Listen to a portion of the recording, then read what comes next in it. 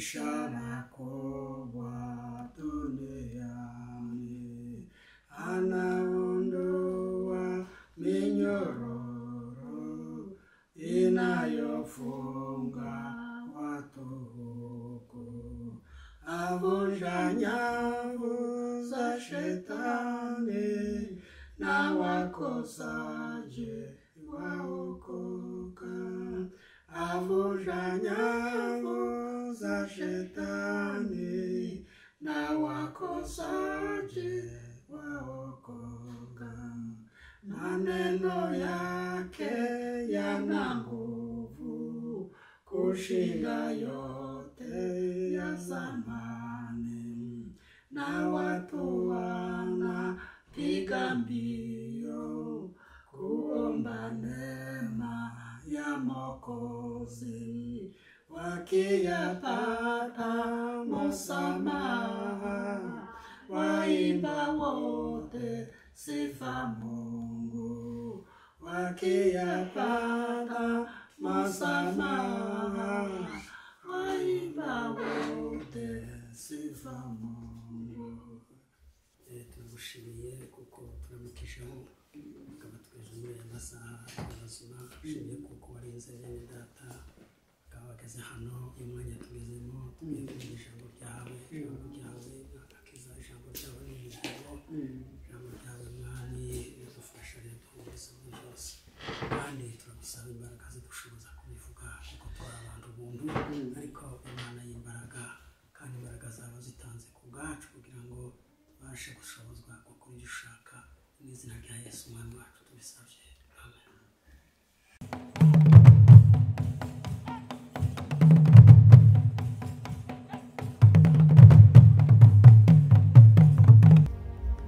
Tugiye gusoma ubutumwa bwiza uko bwanditswe na Yohana, igice cya mbere duhereye ku murongo nyine wa mbere.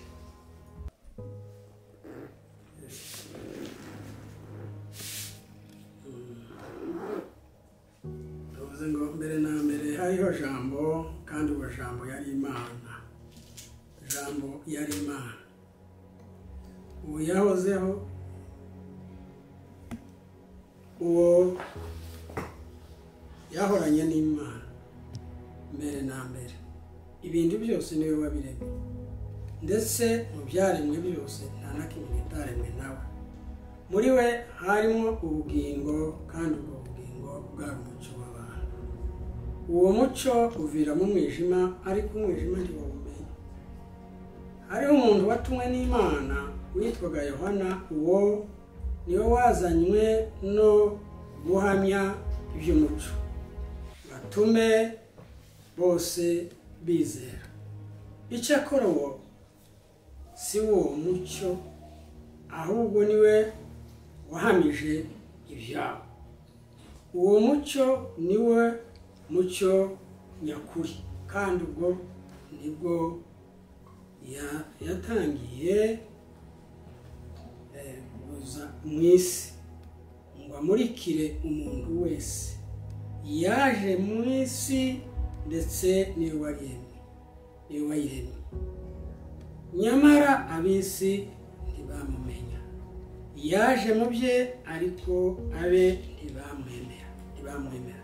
Icyakora abamwemeye bose bakizera izina rye, yabahaye ubushobozi bwo kwitwa abana b'Imana. Abo ntibabyawe n'amaraso cyangwa n'ubushake bw'umubiri cyangwa n'ubushake bw'umugabo, ahubwo babyawe n'Imana. Amen. Tunejejwe n'Imana kuba tubonye uyu mwanya mwiza ngo tuvuge ijambo ry'Imana. Dusomye ijambo ry'Imana ritubwira ukuntu Yesu yari Imana ariko agahinduka umuntu. Yari Imana ahinduka umuntu kugira ngo abantu natwe hazabaho igihe duhinduka nk'Imana. Ubwo nibwo yatangiye kuza mu isi ahinduka umuntu kugira ngo abantu bashobore kumwegera. burya yaza ari Imana kuko Imana iteye ubwoba nta bantu bashoboraga kuyegera ije ari Imana ariko ahinduka umuntu kugira ngo tubone uko tumwegera. Ijambo ry'Imana riratubwiye ngo mbere na mbere hariho jambo kandi jambo yari Imana. Yahoranye n'Imana mbere na mbere. Ibintu byose niwe wabiremye ndetse mu byaremwe byose nta na kimwe kitaremwe nawe ariko ahinduka umuntu. Aravuga ngo muri we harimo ubugingo kandi ubwo bugingo bwari umucyo w'abantu. Uwo mucyo uvira mu mwijima ariko umwijima ntiwamumenya. Umwijima, ijambo ry'Imana rivuze umwijima, ni umwijima wo mu byaha kuko yaje ari umucyo kugira ngo atumurikire. Twari dutuye mu mwijima ariko tutabizi, ariko Yesu amaze kutumurikira tubona umucyo, kandi uwo mucyo biravuze ngo ni ubugingo. Twari dufite ubugingo mu isi, twari tuzi Imana, ariko Imana ibona uburyo bwo kutwiyegereza ngo duhinduke natwa abana b'Imana. Ituma Yesu umwana wayo aza mu shusho y'umuntu, ahinduka umuntu kugira ngo tubone uko tumwegera.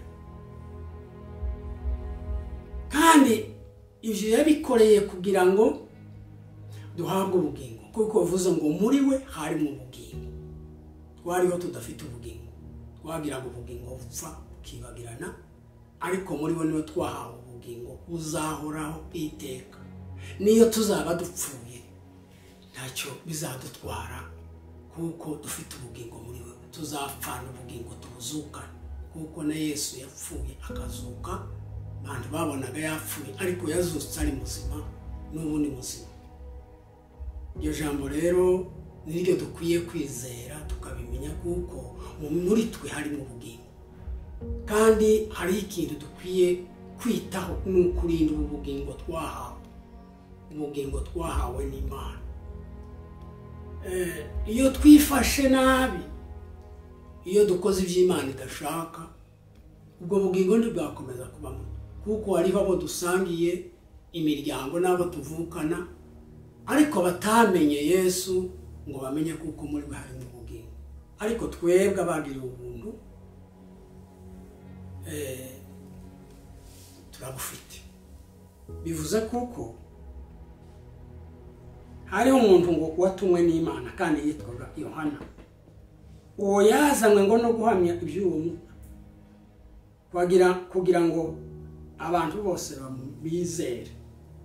Icyo akora uwo si we mucyo, ahubwo ni we wahamije ibyaha. Yohana ariregura avuga ati si njyewe mucyo, ahubwo ndahamya iby'uwo mucyo. Uwo mucyo ni we mucyo nyakuri, kandi ibyo nibwo yatangiye kuza mu isi ngo amurikire umuntu wese. Ku icumi aravuga ngo yari mu isi, yari mu isi ndetse niwe wayiremye, nyamara ab'isi ntibamumenye. 11 akavuga ngo yaje mu bye ariko abe ntibamwemera. Ariko yavuze ngo icyo akora bamwemeye bose, yabahaye ubushobozi bwo kwitwa abana b'Imana. Yesu ashimwe. Abamwemeye bose bakizera izina rye, abo nibo yahaye ubushobozi bwo kwitwa abana b'Imana. Ubu turi abana b'Imana tubiheshejwe nuko Yesu yaje agahinduka akaba umuntu, akicisha bugufi, akemera gupfa kuko yari Imana. Uwo mugambi yari awufite wo kuza gupfira abari mu isi, ariko hanyuma arazuka ni muzima. Yesu ashimwe. Imana ishobore kuduheza ibyo byiringiro yuko nimba dupfuye muri ubu buzima, uyu mubiri dufite, ubugingo dufite burapfa, ariko hariho ubu bugingo bivuze ngo muri we hari mu bugingo kandi ubwo bugingo bwari umuco w'abantu. Hepfo aravuga ngo yaje mu bye ariko abe ntibamwemera. Hariho abatamwemeye. Ubwoko bw'Imana bw'Isirayeli nibwo bwari bwaratoranije, ariko Yesu aje ntibamumenye, ntibamwizera. Ariko kubw'ubuntu bw'Imana webwe abanyamahanga turamumenye. Imana itugirire neza kuko dufite ubugingo muri we kandi twamumenye tubimenyeshejwe n'ubwo tumwizeye. Imana idumugishe. Amen.